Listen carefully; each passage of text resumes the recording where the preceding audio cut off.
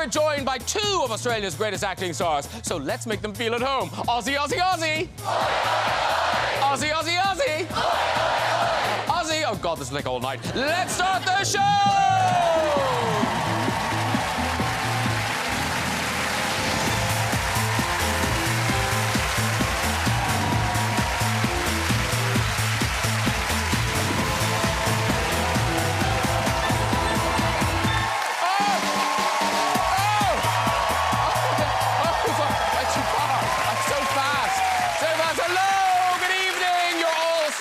Welcome to the show. Such big stars on tonight's show. But don't worry, they will be getting down to earth quicker than a rocket launched from Cornwall. Oh, wasn't that a shame? Such a shame the launch failed. My heart goes out to everybody at the headquarters of the Cornish Space Agency.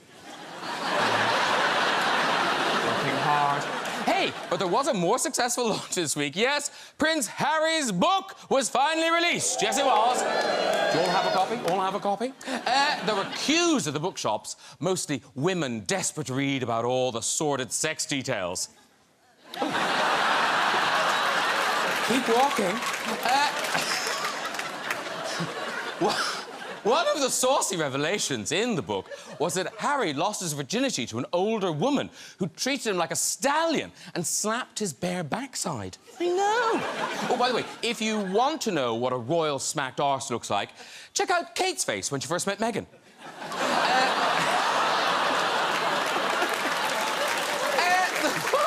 Book full of lurid details from Harry's frostbitten penis to his cocaine use.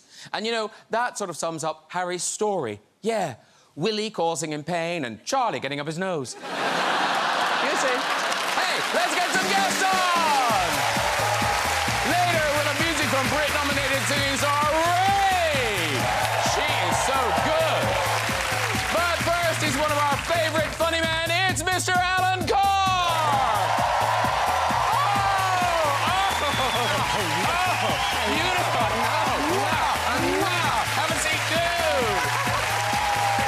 She's gone from pop star to West End diva, now bringing us the new musical Sylvia. It is Beverley Knight!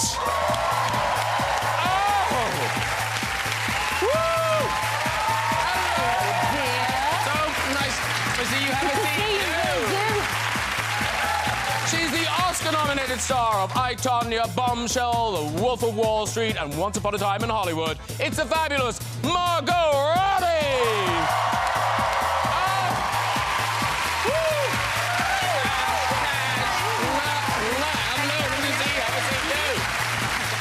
One of our greatest theatre and film stars with an amazing 7 Oscar nominations and 2 wins to her name, tipped for a 3rd in the critically acclaimed drama Tar.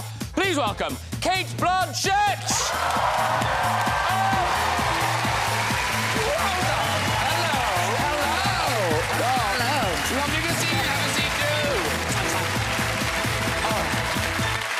Welcome, everybody. Thanks for being here. Gorgeous to see you all. Hello to Alan. Hello. Hello, and Beverley. And, of course, 2 Aussie stars.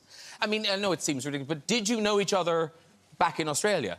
No, well, I mean, Australia is dark right now because, I mean, it's a very small country and we're both here. Yeah. But have you ever worked together? No. No, I wish. Oh, yes, I wish too.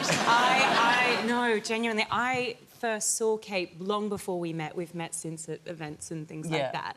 But you did a speech at the Acme Centre in Melbourne when I was working on a TV show, Neighbours, in Melbourne. When you were in a pram. No. My mother brought right there to speak. No. And you've always been my idol, my acting idol. So I saw you do this speech and I went and I was like, you were probably like 15 metres away, but I remember thinking, I was just in awe and I was like, this is probably the closest I'll ever get to Cate Blanchett.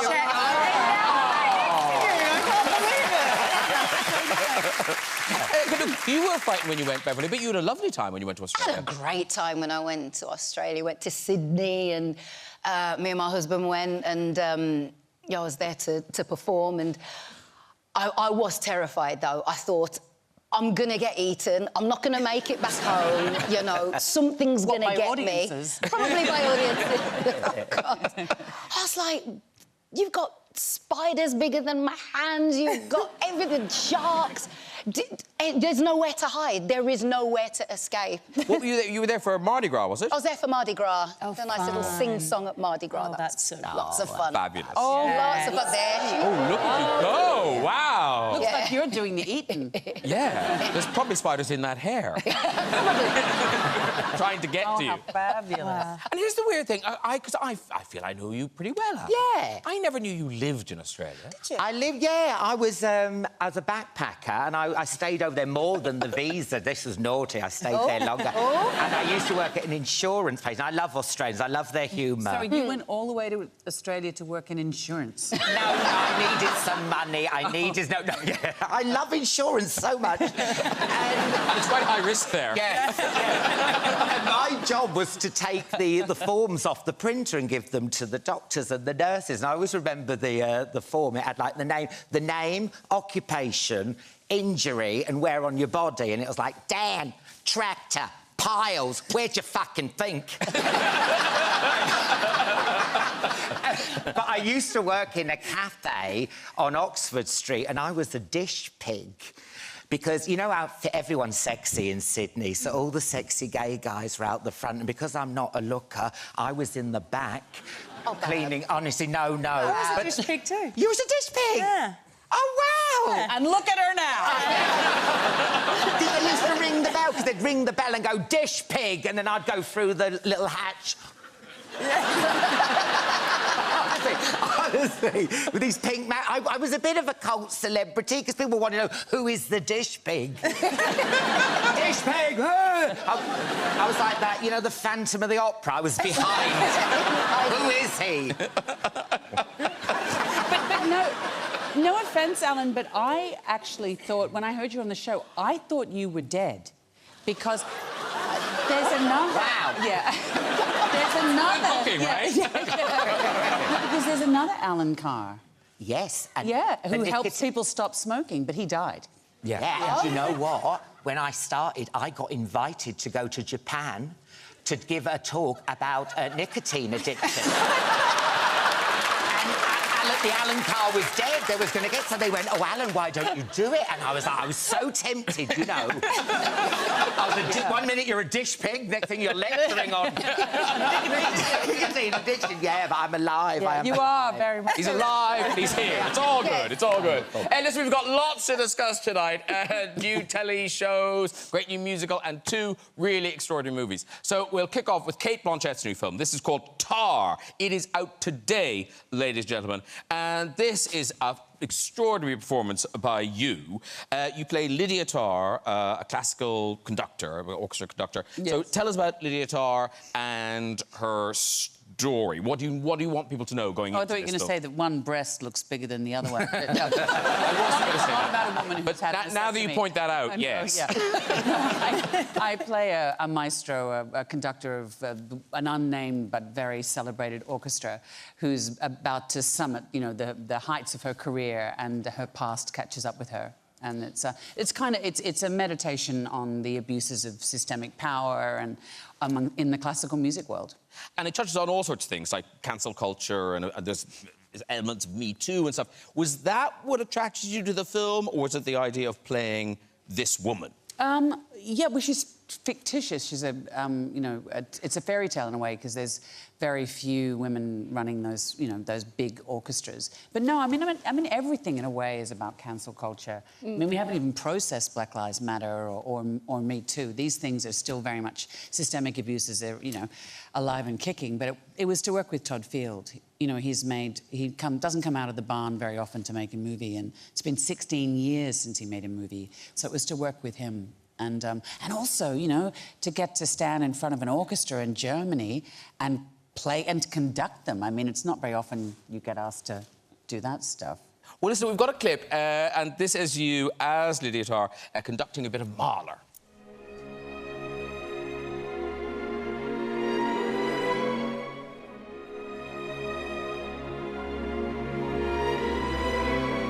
Nur ein kleines Crescendo.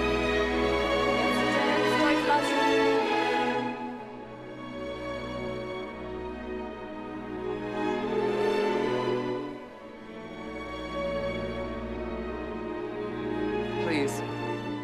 Please, please, please, you must watch. Das ist ganz frei hier. Okay? It's gotta be like just one person singing their heart out. Und Sie spielen das wie eine Etüde.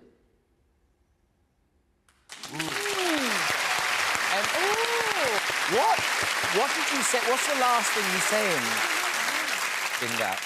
You're playing this just like an exercise. Oh, okay. Oh, okay, it's German. Yeah. And so, No, I learned German at school, but... I learned it at school yeah. too. I don't know Did you? why Why not Spanish? There's a whole lot of French? Germans in Australia too. Yeah, in German- Harndorf. German outside and Adelaide. Japanese were the two. Yeah, random. Yeah, we don't speak English. so you refreshed your German, you refreshed your piano playing, but the conducting... It was terrifying. That's what... But so how does it work? Were you really conducting that orchestra? What, or was I the Swedish chef? Well, Did kind someone of. else You know, know? anyone can do that, but, you know... But yeah, you'd be great. Yeah. No. Got loose wrists. Yeah. No, it's. I mean, it's all of the music in the film is diegetic, so it's made by all of us. You know, Nina Hoss, the wonderful Nina Hoss, is playing the violin, and Sophie Kauer, who had never acted before, who plays the young cellist. We did. I conducted the Dresden Philharmonie, which is not something I thought I'd ever be asked to do. It was absolutely terrifying, but when you give the downbeat and that music comes back at you, it's, I mean, you know, this is, playing it when you're inside the music, it's just like, whoa. It was a very, very life-changing, unforgettable experience. And you're so good in this and at this. Was that the sort of music you listened to growing up? Were you a kind of classical music kid?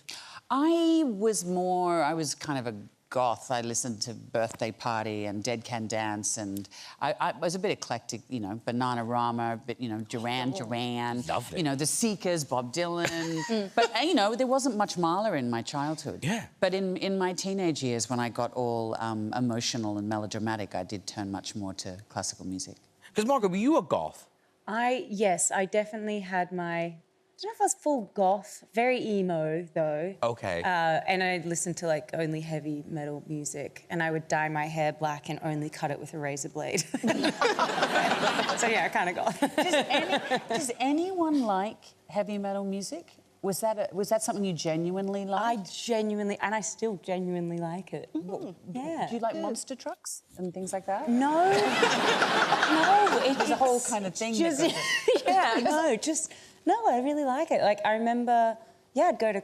I remember going to the Slipknot concert, and the most I've ever been... At the time, I was on Neighbours. I have never had more people come up to me, ever, than at a Slipknot concert. The crossover between... It wasn't Monster Trucks and Slipknot, it was Neighbours and Slipknot. Like, for some reason, everyone kept coming up and being like... That's quite the Venn diagram, isn't it? It was so unexpected, and they're worried about all the characters, and is so-and-so's baby okay, and this and that. They're not real. Yeah, no, I know. They were so invested in Neighbours and Slipknot. So I don't know, yeah. No, I genuinely like that kind of So it's music. family listening. It's, yeah. Beverley, you were a very good little girl. Your was. musical beginnings, it was all church music, wasn't it? Church, it was the church, absolutely. I saw my mum up there on the pulpit singing away, doing her duets and things, and then there's little me, like, I want to join him. I was that middle child who was the complete show-off of the family, attention-seeking middle child. I had Are we to all be... middle children here? Are you a middle child? I am. Are you a middle I child? am. There you go. No, Are you not? no, I'm the oldest. Yeah. Youngest. You ruined it, Yeah, Alan. oh. It's like there's nothing to this theory. Actually, talking of childhoods, Alan Carr, you are now turning your childhood into a sitcom. Yeah, that's right, yeah. Is it happening really soon? It's happening. We had the first read-through today with the people and my mum, my dad, and it's all about my school life. I've got 2 dinner lady roles that are coming up if you... if you're in the Northampton area the next 2 weeks, call me. And so I auditioned for Little Alan, so I got over 500 tapes of people pretending to be me as a child. Some of it was so heartwarming, some of it was just downright offensive. I don't want to see a child in a fat suit. But we got this boy called Ollie. He is so good. He just got me down to a T. He didn't go too like that. Yeah. we've got a picture of Ollie. I think this is Ollie as you. Yes. This is Ollie as you. He's so talented. He's just so good. I mean, I just thought he'd got me down to a T. But he's so weird because he doesn't sound like me. He puts the voice on, so it's so weird with the taster table. I was just sitting going, he was go, microwave. I go, no, microwave. Microwave. So, yeah. And do you play yourself in it? No, I'm the narrator. I come on and all like that. So Yeah. it's very emotional for me. Very. Because it's so personal as well. And are your parents in it? Did you say your parents are in it? They're people playing my parents. Yeah, my That mum. must be so bizarre. It's so... Casting people to be younger you and your family. Why would you do that? I don't know, but Cheap therapy. Therapy. It is cheap therapy, but it's going to be good. What's it going to be called? It's Changing Ends, because my dad's a footballer, you see. My dad was a football manager in town. So Never was. Yes, he was. Oh. Yeah, I know. I thought... Listen, I thought there was a mix-up at the hospital as well. Like, you know. There's some poor hairdresser looking out the window at some place, peeping up, he going, what? Who will run the salon now? So, yeah, I mean, everyone plays football. My granddad, my dad, everyone who's male plays, and I just don't play football.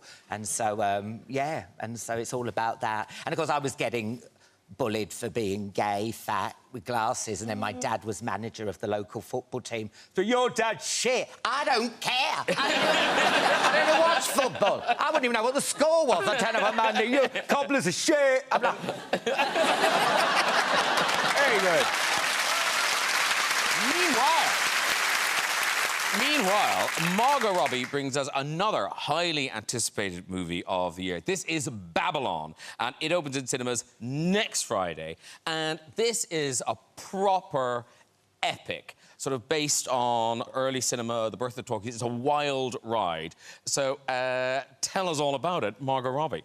It is a wild ride, and it is epic. And like you said, it's you know, the transition for Hollywood going from silent films to talkies, which I think what really stands out about the movie, though, is the depiction of Hollywood at that time is all based on true stories. It's just like the side of it you never see on screen. It's madness. I mean, there was so much like debauchery and just the method of making movies back then. They were making it up as, you know, they were figuring it out as they went. There was no rules and regulations. It was just like the Wild West. And, you know, there was a lot of young people becoming very rich and famous overnight, and what's changed? Doing tons of drugs and destroying their lives, and then like all the heads of the studios were young, you know, and it was just a crazy time. And then this movie kind of follows like you know, a number of different characters as they kind of pursue their dreams of making it in Hollywood and kind of those who can't keep up when sound comes in. And you play this very kind of up-and-coming actor. You kind of break through in the film. Yes, I play a fictional character, Nellie Leroy, but she's an aspiring actress, comes to LA, and she's just like a tornado of a human being. And, yeah, she kind of shoots to stardom and just... things go completely off the rails after that. And it's directed by Damien Chazelle for La La Land. But, he really goes for it. These enormous set pieces. It opens with this mad Hollywood party. Yeah. Like, in real life, how long were you at that party for? Oh, that's you crowd surfing. That is... It was, yeah. It was me crowd surfing. It was so fun. So we get why it's called Babylon now, right, clearly. This is, like, the G-rated version of that. I mean, the party is insane. Yeah. Damien, I mean, he's such a visionary kind of director, but there's an amazing, extraordinary one in that party scene where you kind of meet all the different characters, and it's a huge ensemble cast. You've got Brad Pitt and Diego and, you know, Gene Smart, and you've got a chicken stealing someone's cocaine and running off, you know, like, and you've got stunts, you've got someone falling from the ceiling. So this is all being timed with, like, this crane movement, and we're not shooting in studio, we're shooting, like, on location, so it's even more difficult, but so much is happening. and you kind of get a glimpse of everything. It's the kind of movie where you have to see it on a big screen because there's so much happening in the frame at every single moment. You could look anywhere and you're seeing a whole, you know, this whole tapestry of madness. But doing those one-ers and knowing that you don't want to be the person that makes you go again. It's also, how did you cope and keeping that thing on your breasts? Oh, yeah. That's what I'm thinking. I'm watching that going, is that going to stay on? It was... I mean, that is a costuming feat. There was a lot of, slips, but that I am, like, even in that scarf thing that we're calling a dress, I am still probably the most clothed person. So, honestly, we were also desensitized to nudity very quickly, that it in that scene, there's literally, like, orgies happening behind us while people are talking. I mean, there's so... The guy jumping on the penis was kind of one of my favourite. And the penis suit. Sadly, that isn't the clip we have. The clip we have, this is you shooting a scene at the beginning of sound, when sound's coming in. First time they're dealing with microphones and the restrictions of that. And also, like, nothing can make noise. So the camera... Because the cameras back then were very noisy. And you watch a movie from, like, 1931 and you can tell, like, every time they, like, walk up the stairs, it's like, ka-conk, ka-conk. You know, they're trying to figure it out. And, in this clip, yes, we're figuring it out and getting it all wrong. All right, let's have a look. Scene 17, take 1. Mark. Action.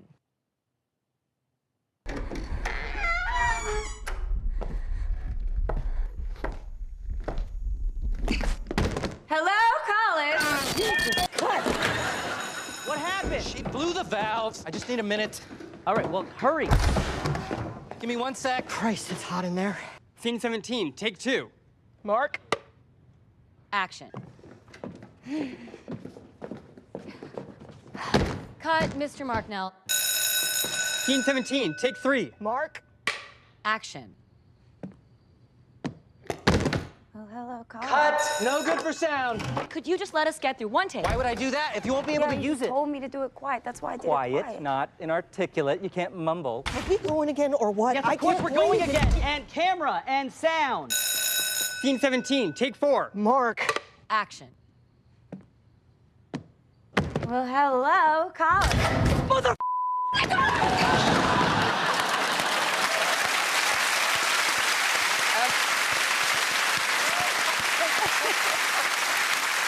Margot, your character at Babylon, she is a kind of hustler. And is that... That seems like that's kind of true, because you were one of those actors, you didn't wait for the phone to ring. Yeah. You were out there, you wanted a gig, you went for it. Is that right? Banging down doors. Yes, I called Fremantle Media, like, every day until someone made a mistake and put me through to the casting agent for Neighbours. That's how I got my audition. I just kept calling them. And then one time, someone foolishly let me through, and I spoke to Jan Russ and said, oh, I'm in town working on something, which was a half-truth. And she was like, how old are you? And I was like, I'm 17. And she was like, oh, we need a 17-year-old girl right now. Come in for an audition next week. There you go. Serendipity. Brilliant. Yeah. So, cold call, write letters, whatever you got to do. I still do it. I still write to people that I want to work with. And imagine me doing that. I'm a dish pig. Put me through. I'm here working. Very busy. I literally was... I wasn't a dish pig at that time anymore. I was working at Subway at that time. I felt so vindicated quitting. I was like, I got a job on Neighbours. I have to hand in... I'm now an actor. Yes. Thank you very much. Talking of dreams coming true, Beverley Knight, how did you end up getting your dream gig supporting Prince? Jeez. This sounds so, like, knobby, but I'm going to say it anyway. He heard me years before the gig happened. He heard me sing on a TV show and met him backstage really briefly at another event. And that was it. I thought, my dreams have come true. I have met my idol. I can, you know, die and go to heaven. I'm very happy. Years later, the phone rings and it's some number from the States. I'm ill. It's like, hello. Yes, this is Kate. I'm phoning from Prince's office. I was like, hey. I thought it was a wind-up. Prince wants you to come to LA. And I was like, oh, OK then, this weekend. OK, then. So I didn't know where I was going. I didn't know anything. I packed my bags. I was off. Put me in this nice hotel. It was only when I saw the great and good of Hollywood around I realised it was the Oscars weekend. I arrive, we're going in the hills, winding up into the hills, and this house, and I see the kind of the purple, and I'm like, OK, this is clearly where Prince resides. Let me calm myself down, let me calm myself down. Long story short, he had me there because he wanted me to sing at his Oscars party. Wow. For the wonderful people who just won Oscars that year and all his friends and that.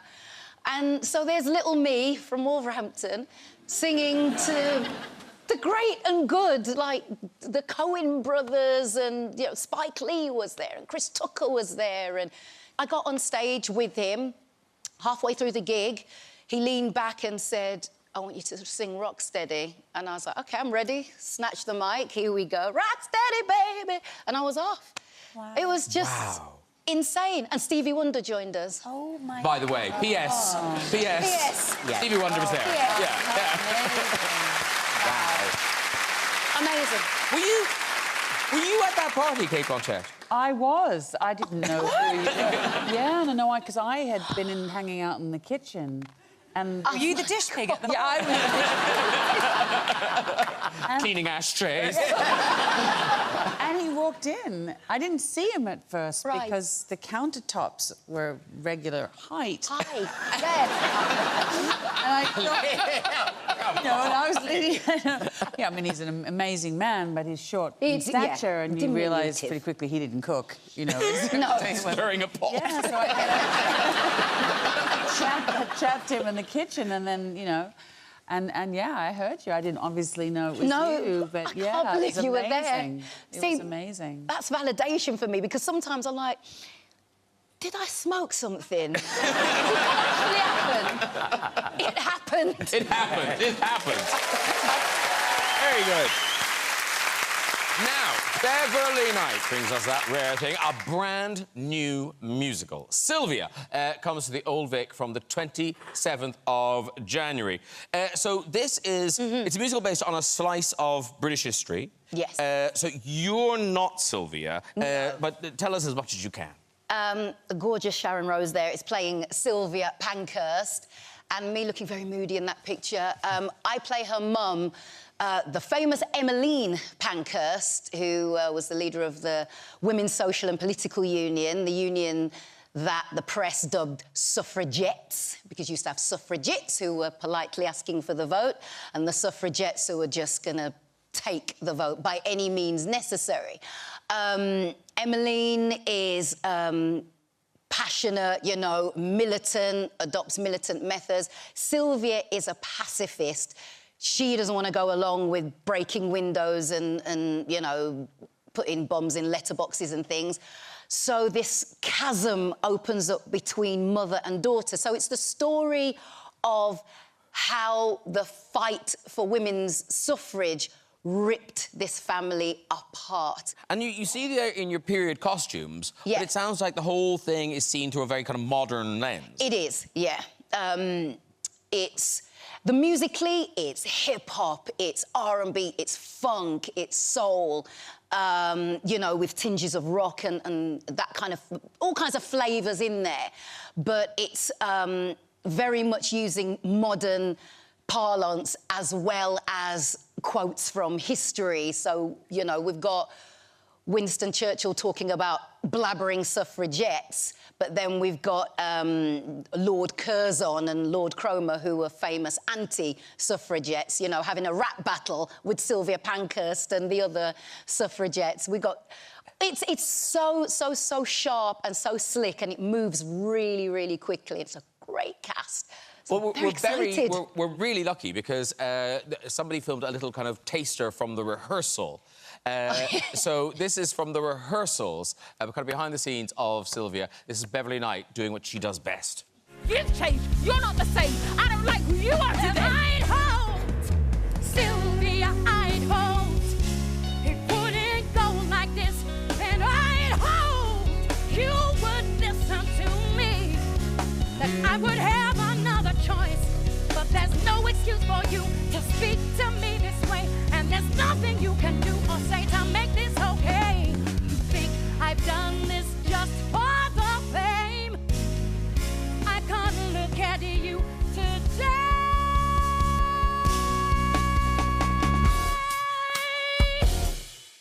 Whoa!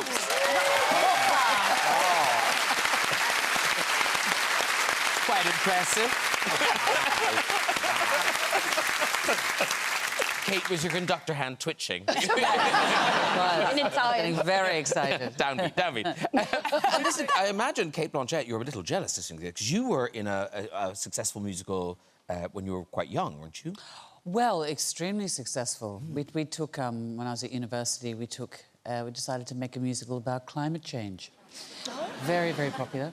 One of the numbers, in fact, when we were there at the Adelaide Fringe, on one night we had 3 members of the audience, and after interval we had 1. And, there were 12 of us in the musical, and one of the numbers was about air conditioning.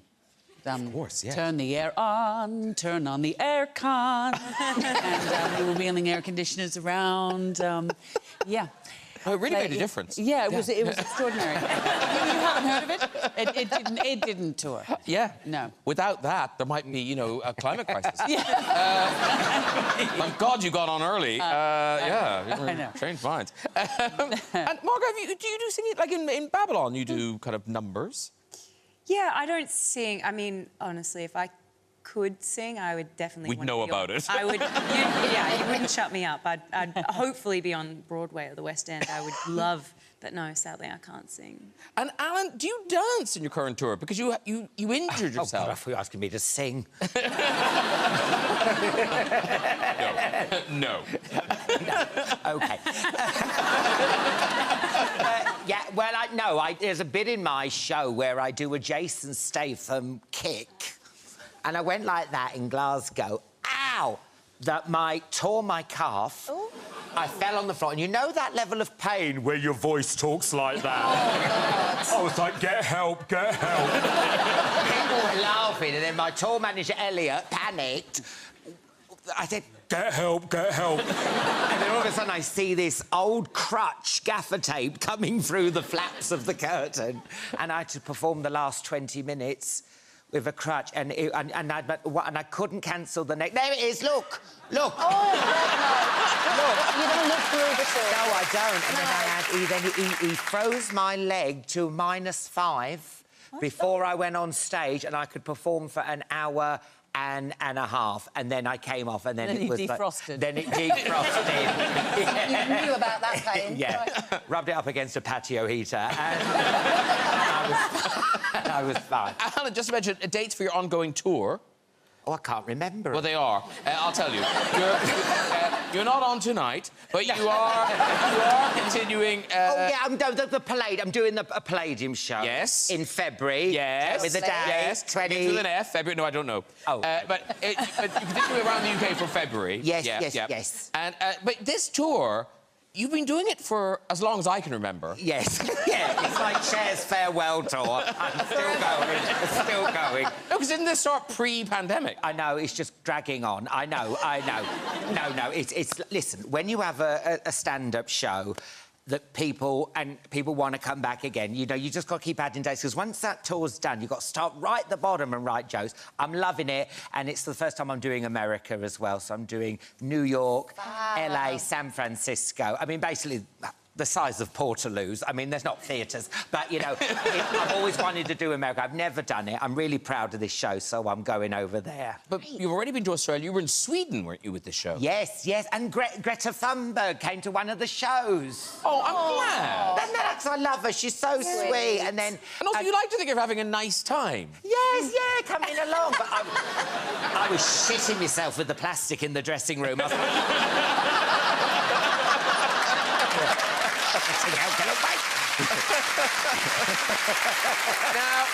if you've been watching BBC One tonight, you've already seen Alan Carr in his new show, Amanda and Alan's Italian Job. Fridays, 8:30, all episodes on iPlayer. It was the second one today. So this is you and Amanda Holden. This does sound like one of those pitch meetings. Yeah, So take Alan Carr, take Amanda Holden. It's an Italian wrecked house, but it's real. This actually happened. Yes. There's that scheme to buy a house for €1. So Amanda bought the house for €1 and said, would you help me knock it down? And we renovated and made it nice. It's this beautiful village called Salemi. No one's moved there. It's a rural community. It's this medieval town on top of this hill. No one's there. Everyone's left. It is absolutely stunning.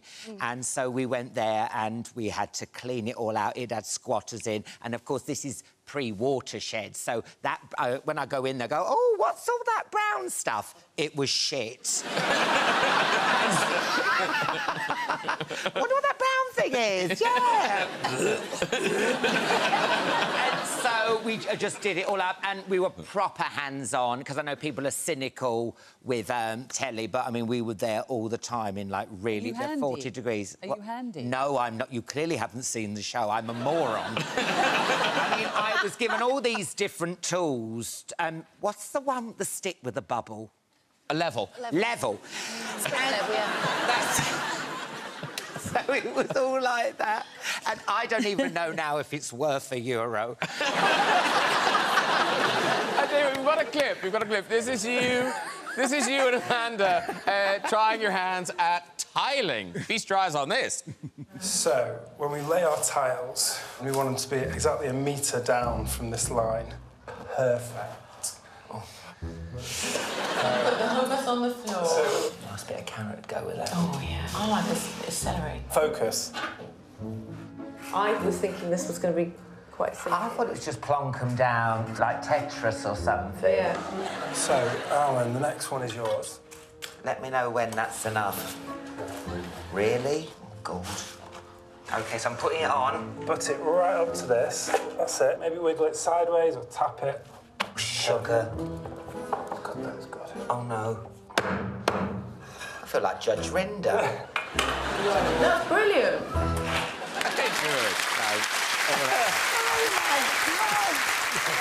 But it was so weird, and I'm with Amanda because no one knows who we are, and, like, you know, me and Amanda, the fun thing was just getting involved in the, you know, and we'd go and have meals and cafes and stuff, and everyone was just looking at us thinking we're husband and wife, thinking that poor deluded woman. He must be rich. Yeah. He must have a dick of death.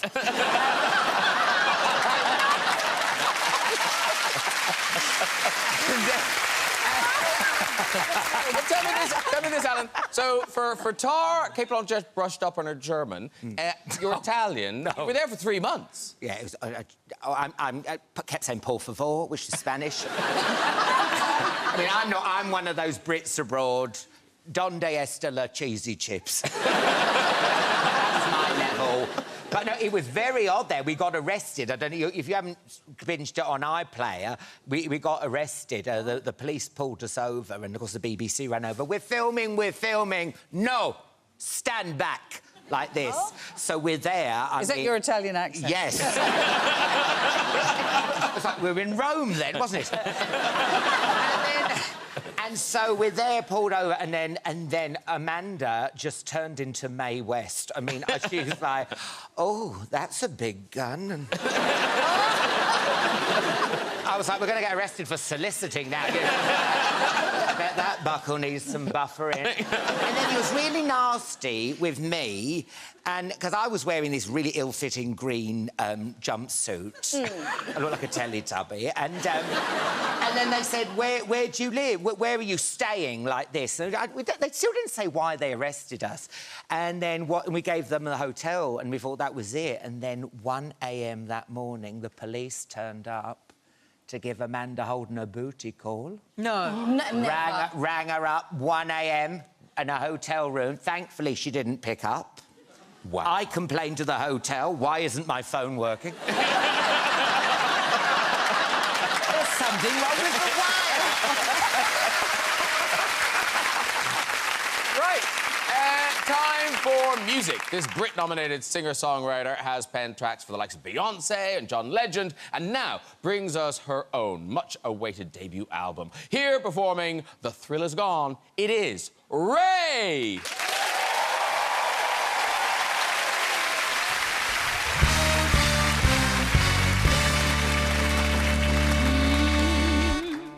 Card games and heart games, I said let's play, I should know better. My boy ain't my boy, but I call him that cause it feels better. Court case last Monday, but he'd bust trials, so I feel better. Painkillers and codeine, I got stomach cramps under my sweater. Dark words from his dark mind, now there's dark stains under my eyes. I'm scared when I look at him and I don't know why I'm surprised. Silk sheets and I'm crying in them and I'm staying here when I should go. I'm scared if I leave now, I'll never come back, so I sip slow.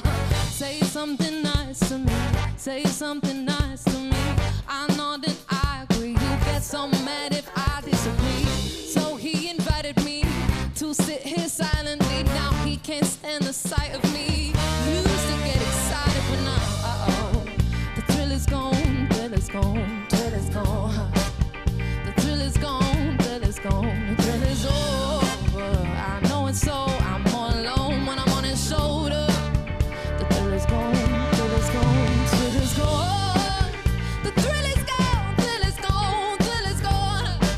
He's a Leo star, Leo moon, and a Leo rising. Something dies in his eyes when I find out. The thrill is gone, thrill is gone, the thrill is gone.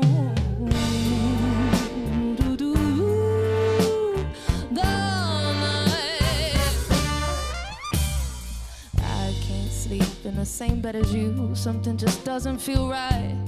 When you fall asleep, I leave the room as you're closing your eyes.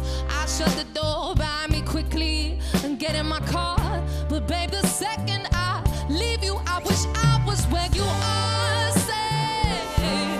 Say something nice to me, babe. Won't you say, won't you say, won't you say?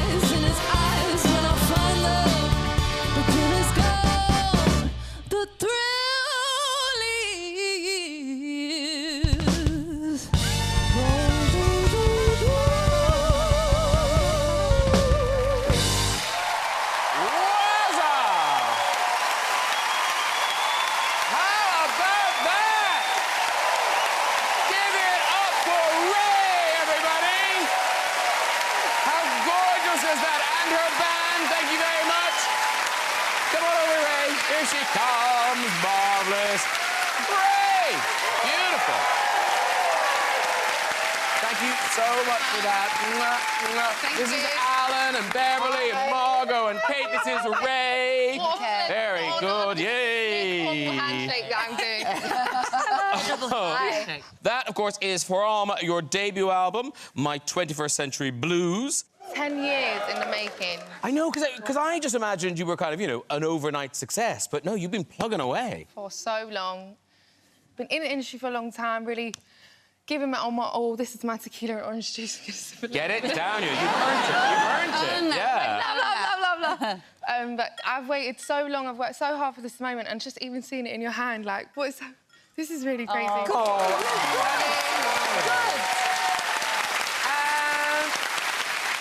if that wasn't good enough, currently #1 in the chart. Yeah! There's Rory, #1.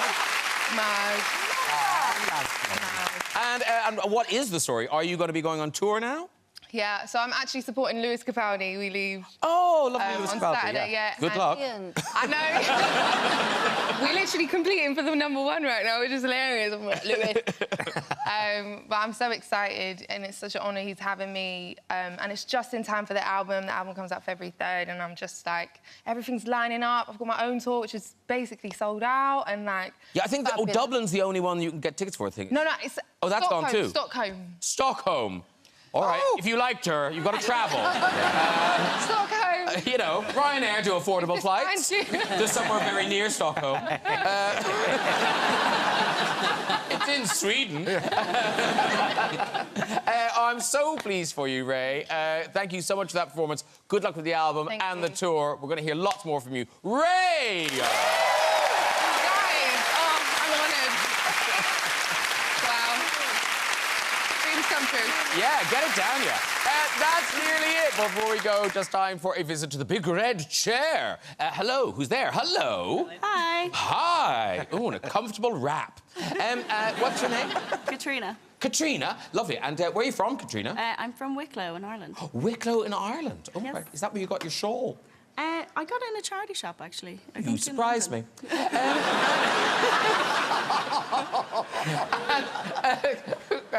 Do you live here now, Katrina? I do, yeah. I live in West London. OK, and what do you do? I work for a healthcare charity. OK, see, they get in with their charity work and then we have to like them. They do good things.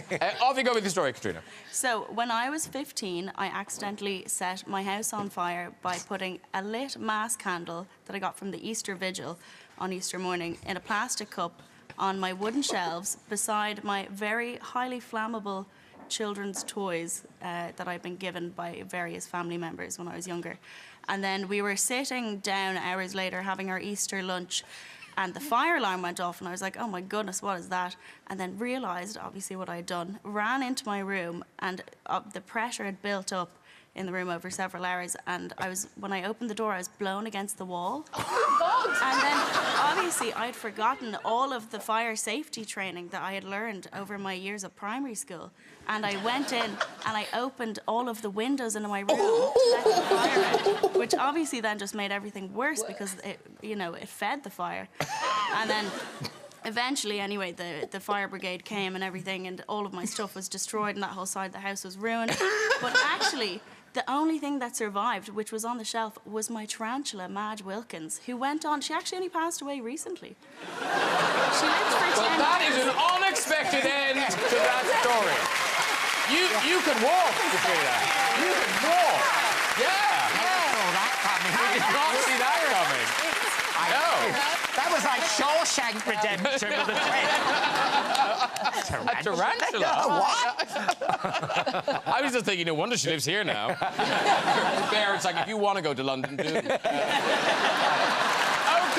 really is all we've got time for. If you'd like to go in that red chair yourself and tell your story, you can contact us via our website at this very address. Please say a huge thank you to all of my guests tonight. Ray! Alan Carr! Beverley Knight! Margot Robbie! And Cate Blanchett! Join me next week with singer Kat Burns, dancer Oti Mabuse, Hollywood actor Brendan Fraser, the writer, along with the star of the new drama Nolly, that's Russell T Davies and Helena Bonham Carter, and four-time Oscar nominee Michelle Williams. I'll see you then. Good night, everybody. Bye-bye! So, taking a deep dive into the diverse lives to find out more, Mary and Margulies, Australia Unmasked. Press red now to watch on iPlayer. And up next on BBC One, trials and tribulations in our film, Beautiful Boy.